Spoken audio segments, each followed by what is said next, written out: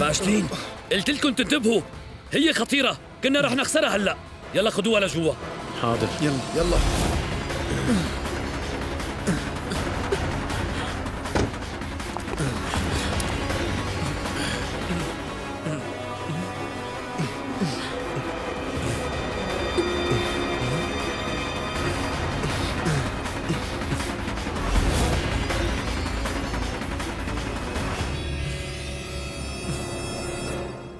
أستاذ، ما رجعت على البيت من هداك الوقت.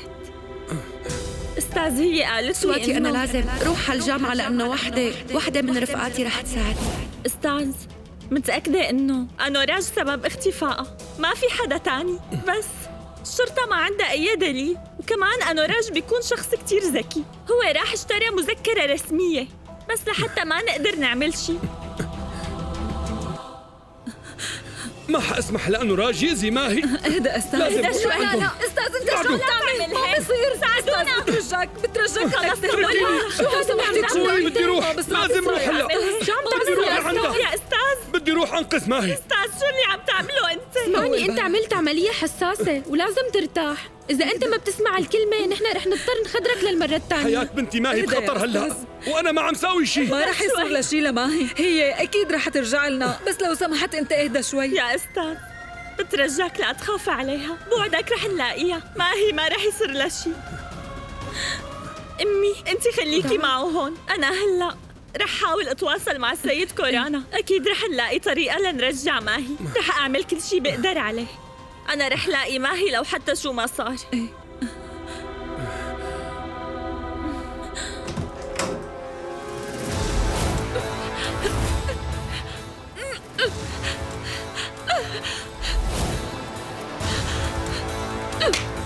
استنوا، اتركوها.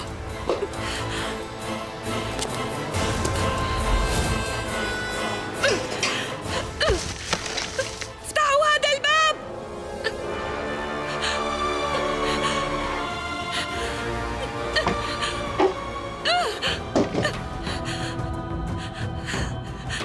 يا ترى ليش جابوني لهون؟ شو عم يفكروا يعملوا؟ أنا أبداً ما خطر لي إنه أنوراج ممكن ينزل لهذا المستوى.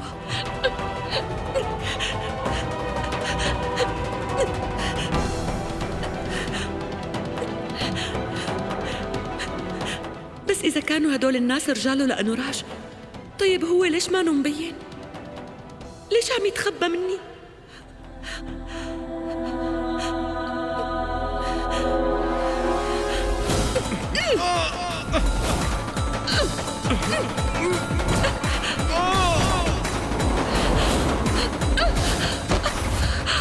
بوقتها أنوراج كان عم يلحقني، بس إمتى هو لحق يطلع بالسيارة؟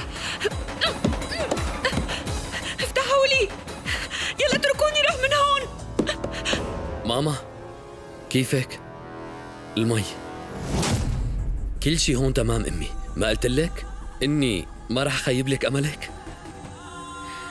بس أنا كنت بعرف إنك ما رح تخيب لي أملي. هذا هو ابني، تعرف؟ صرخ عليك حتى تقدر تاخد الأمور بجدية أكتر. أنا بحبك كتير، تعرف هالشي صح؟ مدام، وانتو شي اللي جابكن لعندي بهالوقت؟ ارجعوا على شغلكن. لجوا.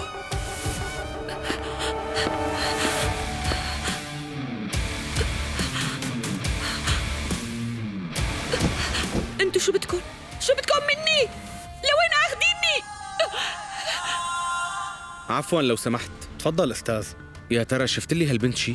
لا أستاذ، أنا ما شفتها هون بنوب. أنت إيه، متأكد؟ أنا ما شفتها هون أبداً. عفواً لو سمحت، شفت لي هالبنت؟ لا.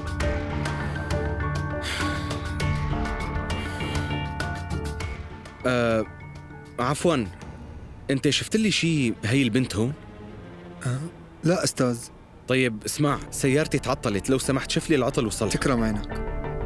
شو بدي ساوي؟ وين بدي دور؟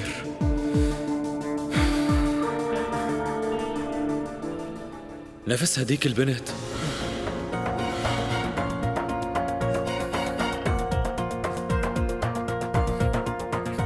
شفتها هون شي؟ بس اطلع ما عليها. شفتها. لو سمحت تطلع بالصورة. لا ما شفتها. أكيد عم يخبي شي علي. عربايتي تصلحت، أنا رايح. بعرف إنه أنت عم تخبي علي شيء، عربايتك تصلحت، بس أنا ما رح خليك تروح من هون. احكي ولك. حاضر حاضر، أنا رح أحكي. أنا بصراحة شفتها.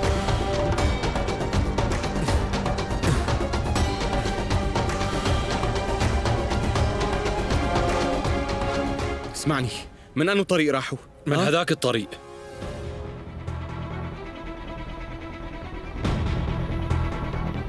إيه مشي الحال؟ إيه. سكر لي الغطا، شكرا. يلا.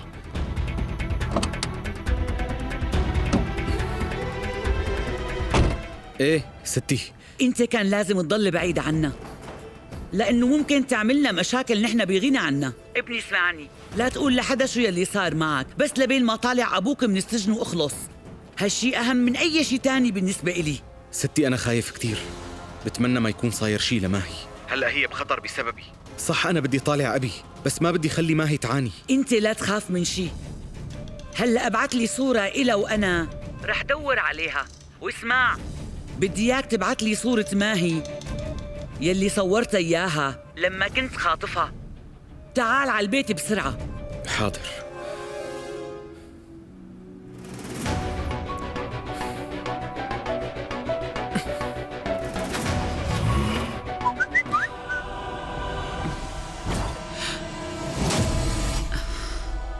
لو سمحتي.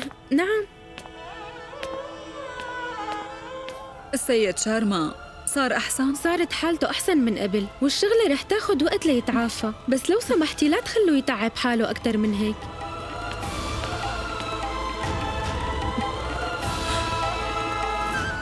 هو لسه ما تعافى وهالشي بخوف.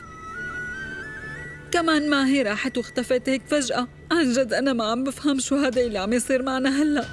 أنا شو بدي أعمل؟ أمي بترجاكي، ما بدي اياكي تيأسي. اسمعي، أنا رح روح. لازم تعملي اللي بيقول عليه الدكتور بالضبط، ماشي؟ كمان لا تذكري ماهي قدام الأستاذ ولو شو ما صار، وإلا رح تتدهور حالته أكتر.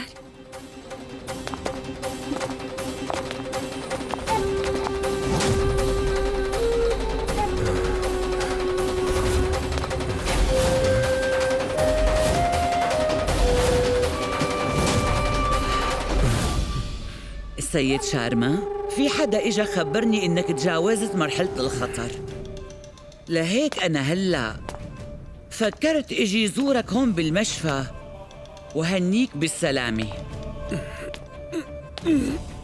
على مهل سيد شارما، على مهل. إيه، إذا أنت حابب تعيش حياة مسالمة وكمان بدون أي مشاكل، معناها لازم تسمعني منيح.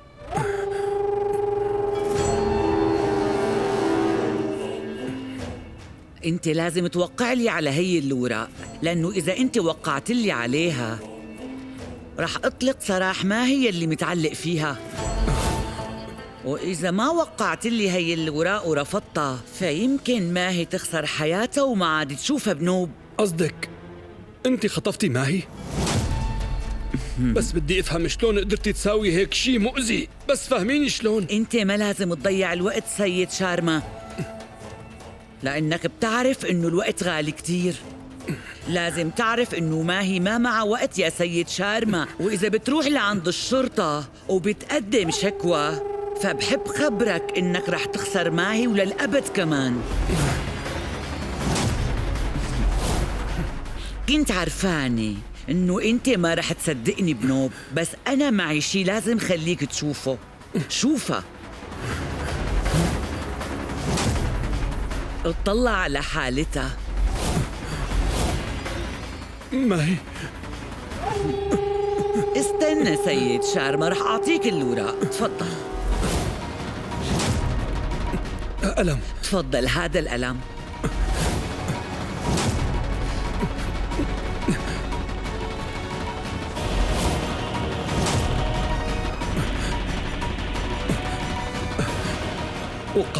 وقعت على الوراق. أخيراً هو اضطر يستسلم لمطلبي، وهو ما بيعرف وين ماهي، ولا أنا حتى بعرف، بس أخذت كل يلي بدي إياه. بعدو اتركوني، قلت لكم اتركوني، مستحيل انكم تنفذوا مني. اتركوني اتركوني اتركوني. ما حدا رح يساعدك هون، خلينا نعمل هالشي وإلا أنت رح تموتي هون.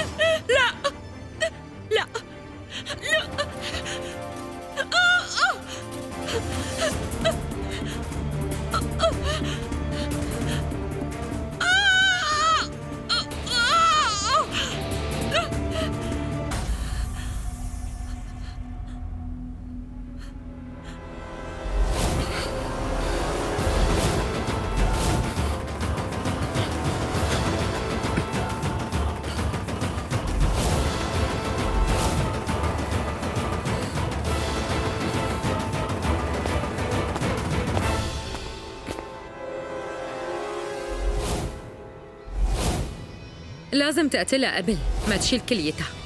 ايه لأنه إذا ما بتقتلها تحكي الحقيقة للكل. لا تخافي أمي، جثتها ما رح تلتقى، ومثل ما بتعرفي حبيبها يلي خطفها هو أخو خطيبتي. الأدلة اللي رح يلاقوها الشرطة وقت اللي يدوروا أكيد رح تدلن عليه. نحن بأمان، مجرد ما نشيل كليتها رح تتعافى، بس ما حدا رح يقدر ينقذها.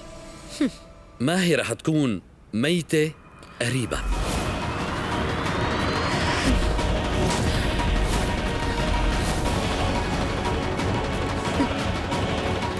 شو قلت اسمها؟ ما هي؟ شو القصة؟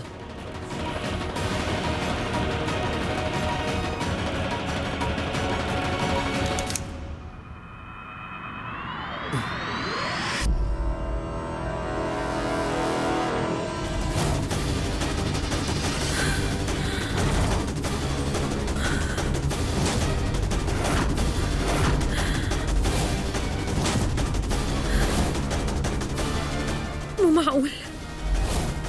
لا مستحيل. معقول شو بتشبهها؟ هاي البنت بتشبه مهك. أمي أمي أنت منيحة أمي؟ أمي أنت منيحة؟ أمي جيبوا مي، بترجاك تعال شوف شبهها أسرع. لازم نخليها ترتاح، قلبها عم يدق بسرعة كتير، الظاهر إنها متوترة. بعدوا عنا. أمي لازم تعمل العملية بأقرب وقت، حالتها الصحية عم تتدهور.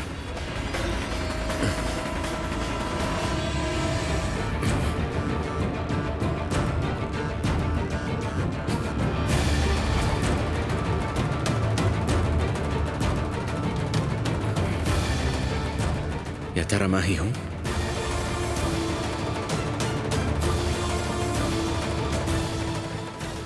البخاخ موجود بسيارتي، روحوا جيبوه. شو في دكتور؟ الأمور منيحة؟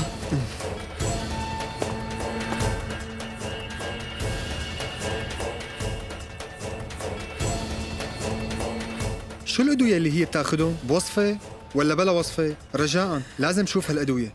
رح أجيبهم فوراً.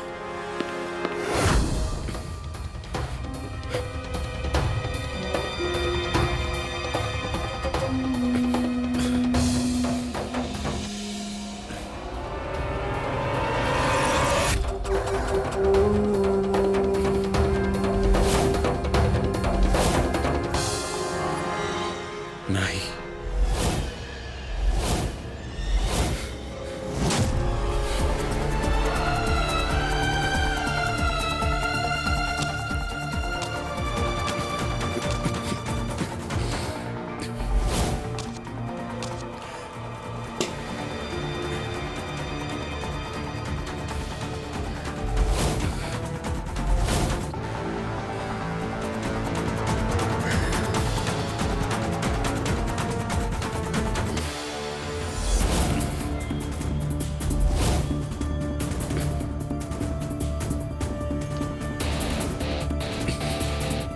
ماهي ماهي ماهي ما...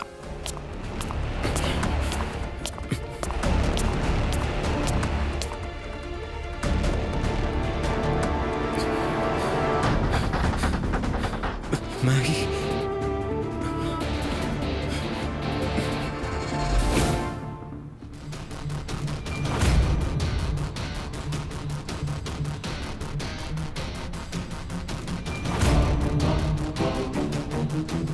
ماما، انت منيحة؟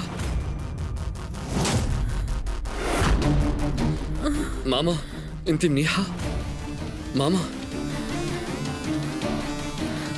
أروش، ايه ماما، أنا جنبك هون. لازم ترتاحي. لازم روح. ماما وقفي شوي. ماما بترجاكي استني أمي. شو هاد؟ ماما هاي لوين راحت؟ روح دور عليها ولاقيها.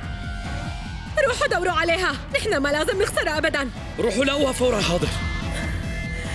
هربت. لا تخافي أمي، هي ما بتكون بعدت كتير عن هون. أكيد ما رح تشوف حدا يساعدها بنوب. رح ألاقيها.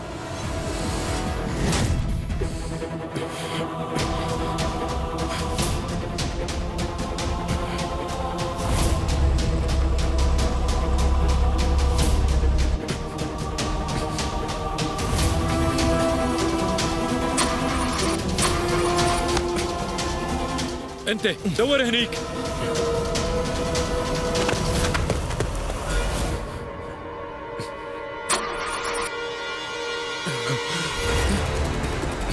يلا اشتغلي، لا تخزليني بهالوقت الصعب.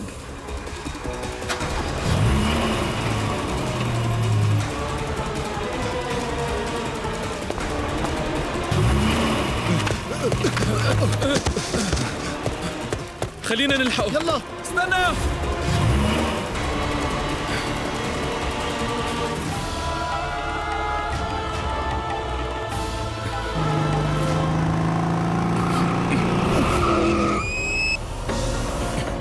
شبك انت؟ ما عم تشوف قدامك؟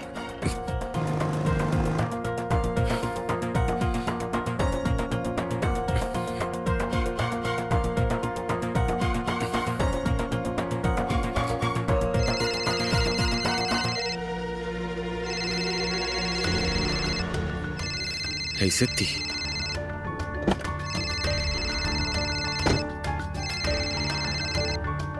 ستي، أنا لقيت ماهي، بس ما بعرف مين العالم اللي خطفوها. المسكينة فاقدة الوعي، بس ماهي استني. لا ماهي،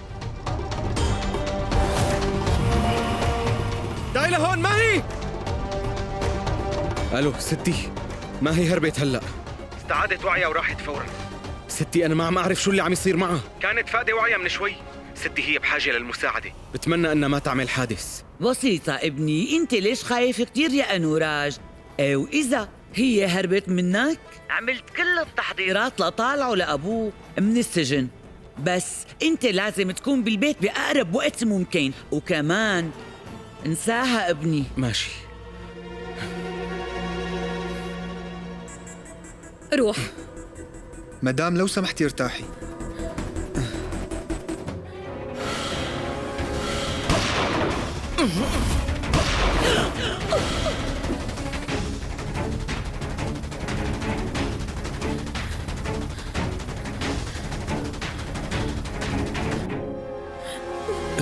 أنت منيحة؟ اهدي لو سمحتي. لازم أعرف أكثر عن هالبنت. أروش، وين لقيت هاي البنت؟ بدي أعرف كل شيء. ايه ماشي، أنا رح أعرف كل شيء عنا لهالبنت، بس لو سمحتي قولي لي شو في؟ مانك على بعضك من وقت ما شفتي هديك البنت، ليش هيك صار؟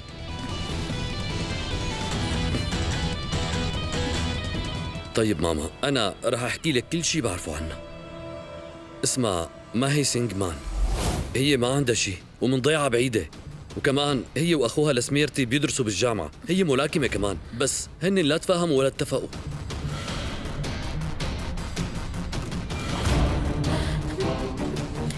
لا مستحيل، شو هالصدفة؟ ماما أنا خايف عليكي، بس قولي لي شو المشكلة؟ أروش متأكد إنه معلوماتك عنا صحيحة ومانك غلطان بشي؟ إيه ماما، أنا عرفت كل شي عنها قبل ما أجيبها لهون كرمالك أنت. فازت بمنحة دراسية بالملاكمة وانقبلت، وهي كان بدها مصاري كرمال عملية المدرب، لهذا السبب وافقت على التبرع. ماما أنت لا تخافي، لأنه أنا بعرف عيلة هي البنت كلها واحد، كمان رح ألاقيها وين ما كانت تكون وجيبها لعندك. رجاء ماما خدي أدويتك هلأ، رجاء. على مهلك اعدي.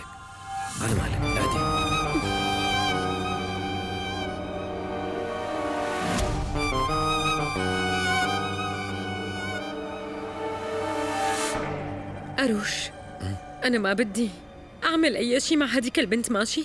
بس ماما دور لي على متبرع تاني غير هي البنت. أنا ما عم أفهم عليكي، شو يلي صار فجأة؟ رح تستجوبني؟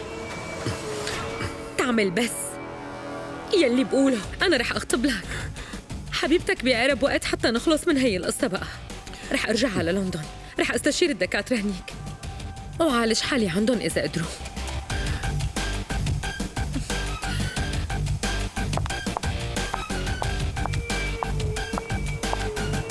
شو يلي صار لأمي هيك فجأة؟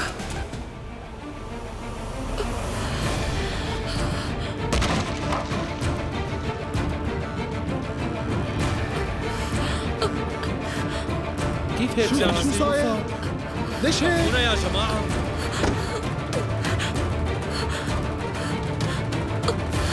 ليش مالك منتبهة؟ حكي شيء؟ ما عم تشوفي؟ بس فهمونا شو كيف عم عم يصير تتعامل؟ هيك اللي ساويتيه؟ بدك مساعدة؟ لأنه مصابة؟ حدا يساعدني يا جماعة. هاد اللي صار سيدي. ايه طيب لو ماشي، سمحت صدقني. أنا مصدقك يا أنس.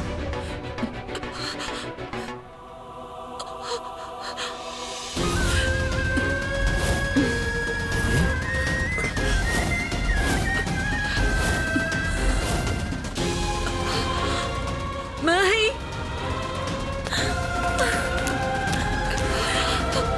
سواتي ساعديني.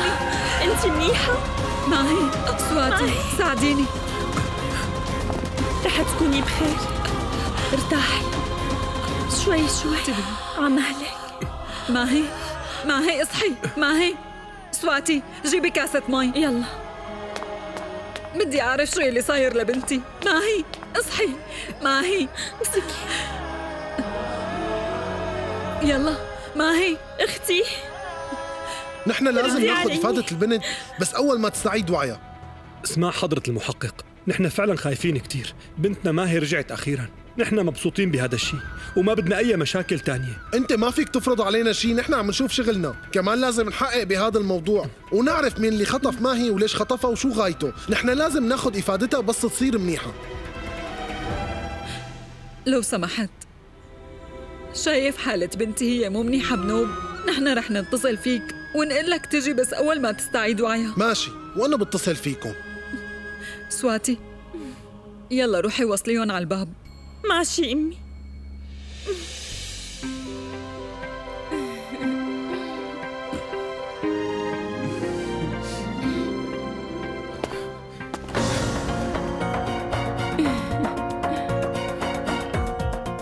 بابا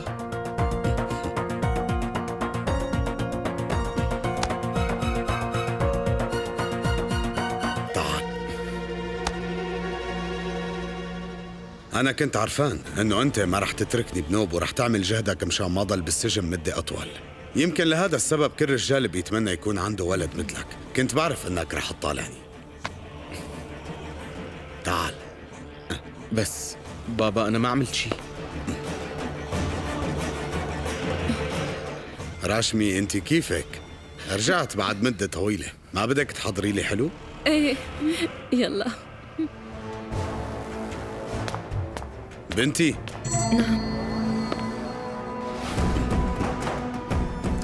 أنت لا تخافي أبداً. يلا روحي احكي مع أروش وعيلته، أنا رح أزوجك عن قريب.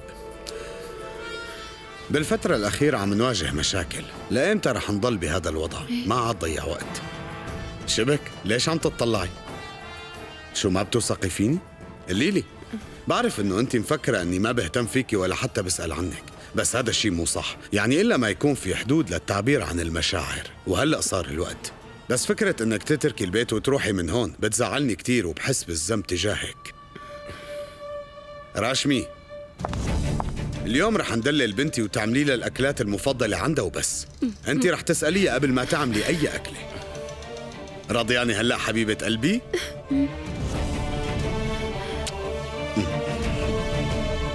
قلت لك يا بنتي كل شيء رح يكون تمام مع الوقت. أنوراج، تعالي يا ابني، تعالي.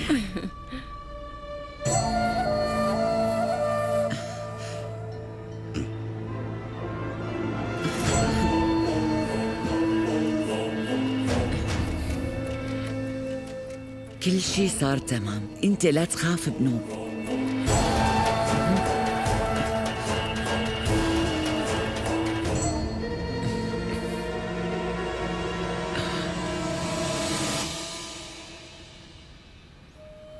تفضلي اشربي حليب. ما هي اشربي الحليب، لا ترفضي، هو كتير مفيد، انت بحاجة له هلأ.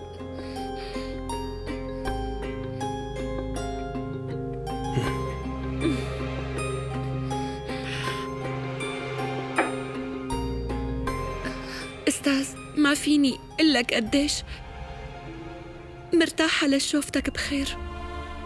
نحن واجهنا مشاكل كتيرة، بس المهم نحن سوا هلأ، وهذا بيعني لي كتير.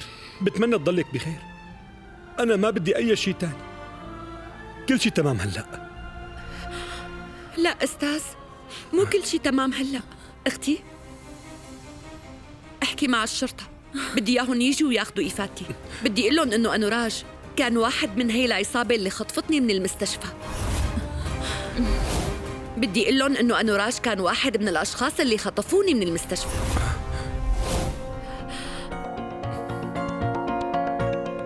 لك أنوراج؟ خلص لا تخاف، أبوك جوجراج هون، يلا احكي معه. ستي أنا خايف ما هي تقدم شكوى للشرطة. ماشي، وأنا شو قلت لك؟ لا تقلق أنت، هي ما رح تقدر تعمل هيك شي. تركتها بحالها، هي لازم تكون ممنونة إلك. نحن ما رح نساوي هيك شي. بس أستاذ، نحن بصعوبة أقنعنا الشرطة تسجل الشكوى، وهلأ بدك نسحبها؟ إيه طيب شو المشكلة؟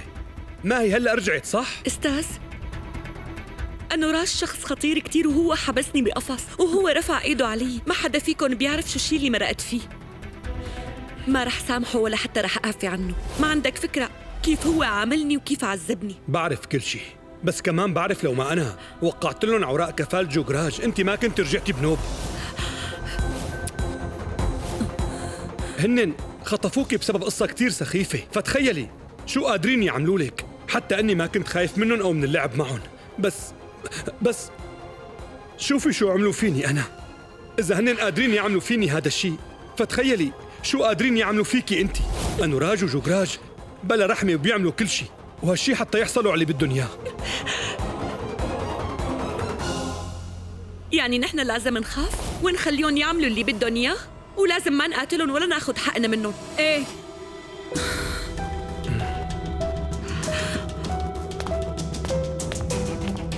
خليهم يفوزوا، خليكي بعيدة عنهم. نحن ما لازم نلعب معهم، نحن لازم نلتهي بشغلنا ونبعد عنهم. أمي، أنا أخذت قراري، ما رح أسمح ينجحوا بخططهم نهائياً. أنا رح أنتقم من هدول الاثنين بكل قوتي، بس كرمال الوجع اللي تسببوا لي فيه. إيه أمي، وكل ما حسوا بخوفنا هاد، كل ما حاولوا يأذونا وما رح يتعاطفوا معنا. ماشي، إذا أنتوا التنتين أخذتوا قراركم وما رح تسمعوني، فاعملوا اللي بدكم إياه هلأ، وأنا ما رح وقف بوشكم. بس قولي لي شغلة، إذا هاجموني المرة الجاية شو رح تعملي أنتِ؟ وإذا بيخطفوا أختك سواتي شو رح تعملي معهم؟ وإذا نحن تأذينا بسببك أنت رح تقدري إنك تسامحي حالك بوقتها؟ بس هالشي غلط، لا عاد تضغطي على ماهي بهالحكي. وليش هذا الشي غلط؟ ليش ما بصير امنعكم ترتكبوا هيك أخطاء؟ ماهي، أنت لازم تتعلمي وتتابعي حياتك وتنسي اللي صار. لا تعاقبي حالك بهالطريقة، ولا تعاقبينا كمان. وإذا مفكرة إنه لسه رح تربحي هالمعركة بقلك إنه فوزك ما رح يعني شي. رح تكوني مبسوطة بفوزك. إذا خسرتي واحد منها ليش بدك تحاربيهم وتجي ضد عائلتك بهي الطريقة؟ ما بتعرفي قديش هنن أغنياء وعندهم معارف كتير كبار؟ ما عنا أي فرصة للنجاح ضدهم. لازم تعرفي إنه نحن ما فينا نهزمهم أبداً.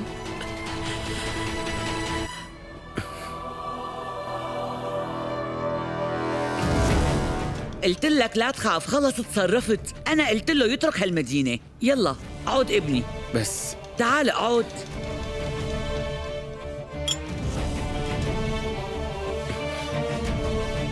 إذا هو كان زلمة بيفهم أكيد رح يترك المدينة ويروح. أنوراج القصة هي انتهت وخلصنا منها.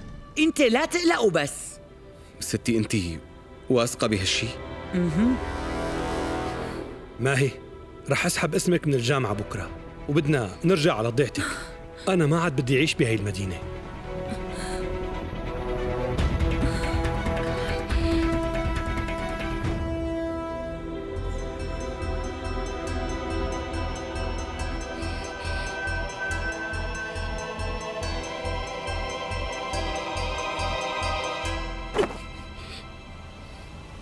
بس أنا مستحيل استسلم بكل هالسهولة.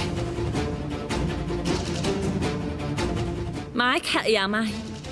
إذا اليوم تراجعنا ما رح نقدر نواجه أي تحدي، رح نصير جبناء. باقي أسبوع ومنروح على الضيعة. رح نعمل كل شي بنقدر عليه بهالأسبوع. أنا رح أفضح عائلته بهذا الأسبوع. هن ما رح يقدروا يحطوا عينهم بعين حدا بنوب. الكل لازم يعرف حقيقة أنوراج وإنه واحد سيء وما بينوثق فيه. أنا رح خلي أنوراج سينغ أهلاوات يتعاقب على الشي اللي عمله، وكرمال يتعاقب هذا المغرور أنا رح أعمل كل شي بقدر عليه. رح أعمل كل شي بيتطلب حتى خليه يعاني. رح نعمل احتفال اليوم. تمام. ورح نحدد تاريخ عرسك. راشمي، مساك، خذ هدول لهنيك. يلا عملي التحضيرات اللازمة. الاحتفال رح يتم اليوم. يلا بنتي يلا.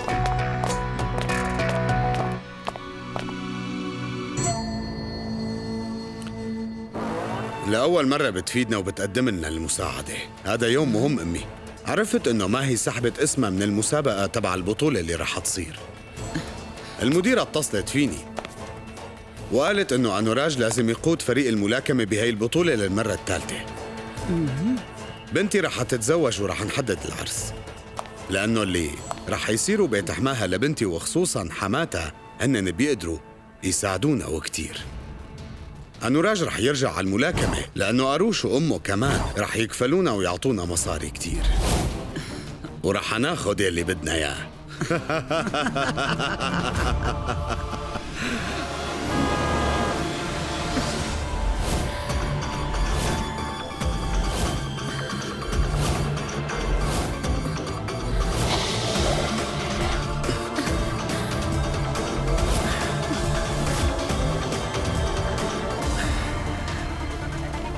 ماما امشي، الكل ناطرنا.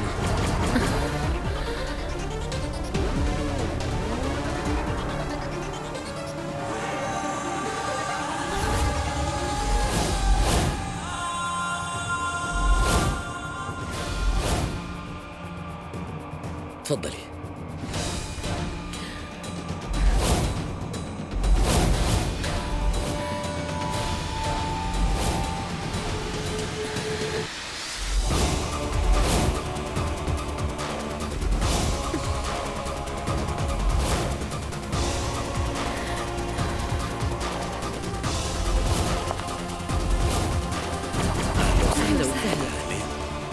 مرحبا. أهلين، تشرفنا فيكم.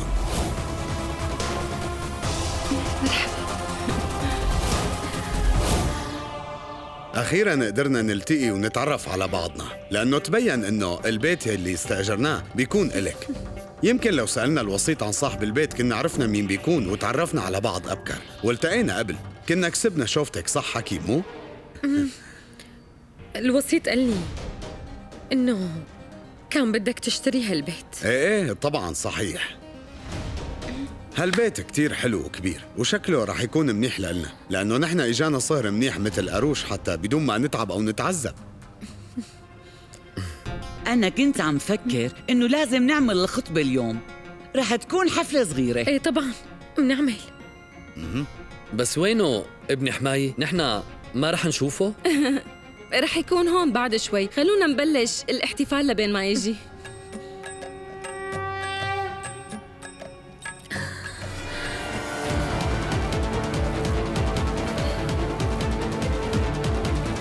ها ليكو، اجا ابن حمالة قاروش ما طول. تعال لهون.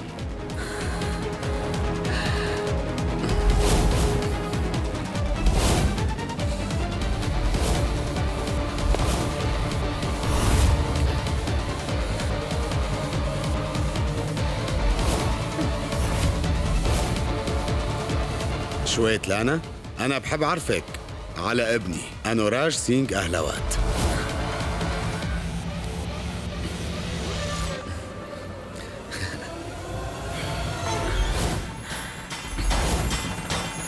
مرحبا.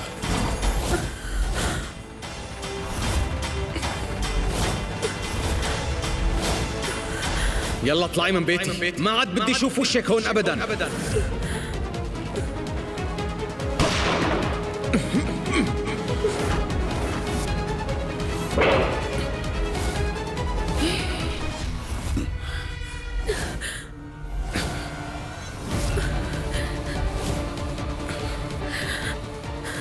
ماما ماما، شو في ماما؟ انت منيحة؟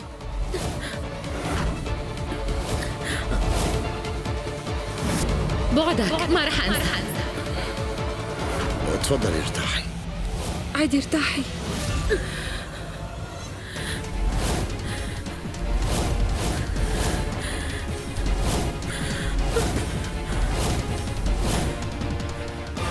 ارتاحي. تفضلي. خذي اشربي مي.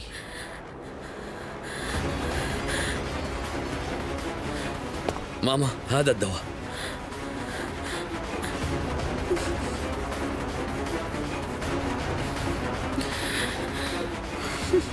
يا راشمي روحي جيبي شوية حلو يلا. يلا.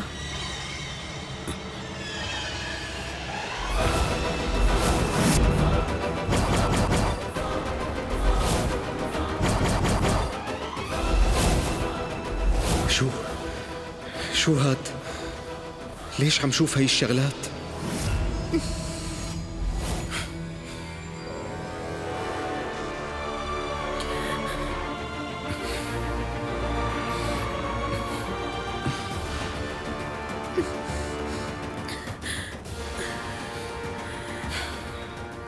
ليش عم شوفهم هلا؟ ما رح انسى هالشي ابدا. هذا نفس الكابوس. أنا لازم استرخي لأنه العالم بحاجتي كثير هلا. يلا بسرعة خليها تاكل يلا. تفضلي. مو معقول هالشبه الغريب، هو كثير بيشبه شوريا. مو طبيعي الشبه يلي بينهم. امي انت صرتي منيحة؟ ليش عم تطلع فيني بهي الطريقة؟ وأنا ليش حاسس إنه هي شخص مو منيح؟ يا ترى ليش ماني مرتاح بعد ما شفتها؟ أكيد هذا بسبب الكوابيس.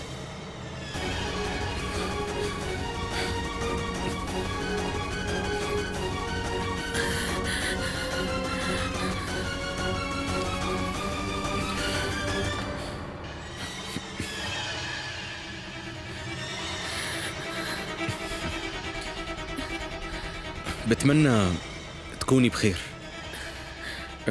بدك جيب الدكتور؟ ما في داعي، أنا منيحة. أنت أنوراج مزبوط؟ إيه أنا أنوراج. إيه ماما، هو بيكون ابن حماية ملاكم.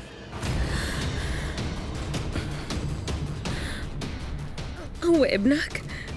إيه طبعا هو بيكون ابني. أنت مالك شايفة الشبه الكبير يلي بيني وبينه؟ أنا بحافظ على لياقتي، لهيك أكيد أنت بتكوني خربطتي وفكرتيني أخوه الكبير. هو مو بس ابني، هو مصدر فخري، هو كبريائي اللي ما بستغني عنه أبداً. هو أنوراج صحيح أنا سمعت عنك كتير، وخصوصاً عن مهاراتك كملاكم. إيه؟ أنا آسفة كتير لأني عم أزعج الكل هون. بصراحة أنا ماني مرتاحة بهي الأيام، حسيت بدوخة. لا تواخذوني، بس أنا حابة أروح على البيت. فينا نعمل الخطبة بعدين؟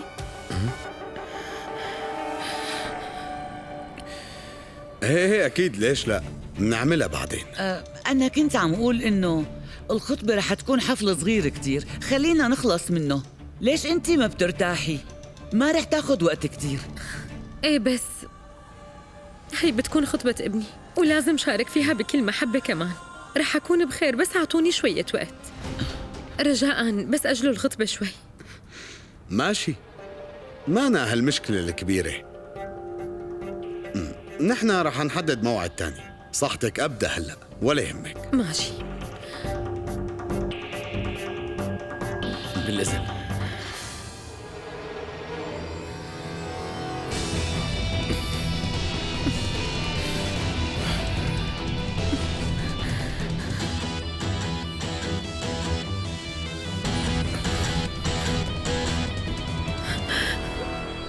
خطبتي تأجلت وقت وصل أنوراج لهون، صح؟ كأنه هو أبداً ما بيحب يشوفني مبسوطة.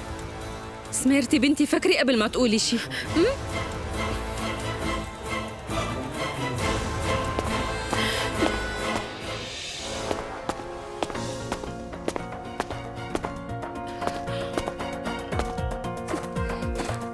ماهي، شو القصة؟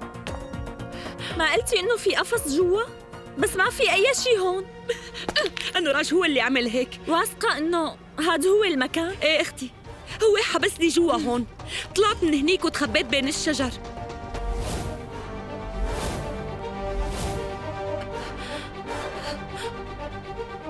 أختي، خلينا ندور بين الشجر، يمكن نلاقي أدلة هون. إذا منلاقي أي دليل وقتها فينا نثبت إنه أنوراج كان موجود بهذا المكان، صح؟ رح شوف. ماهي،